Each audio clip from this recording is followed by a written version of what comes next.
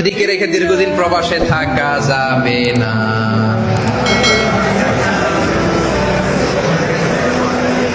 যাবে? এবার গলার সাউন্ড নেই, দেখছেন? না, যাবে না। 5 মাস, ম্যাক্সিমাম 6 মাস।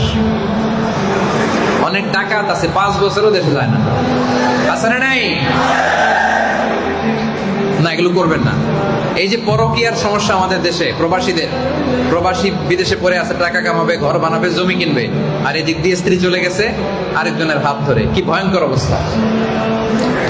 ওমর রাদিয়াল্লাহু তাআলা আনহু জিজ্ঞেস করলেন হাফসা রাদিয়াল্লাহু তাআলা আনহাকে, কয়জন থাকতে পারে একজন স্ত্রী স্বামীর অনুপস্থিতিতে? বলে, আব্বাজান 5 মাস নয় 6 মাস।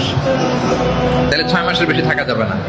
যদি এমন হয় যে না, 1 বছরের আগে ছুটিই দেয় না, তাহলে স্ত্রীকে বুঝাইতে হবে, দুইজনে মিলে আল্লাহর কাছে কাঁদতে হবে, দোয়া করতে হবে, আল্লাহ তুমি আমাদেরকে সবর ইখতিয়ার করার তৌফিক দান করো। কিন্তু বছর বছর দেশে যাইতে হবে।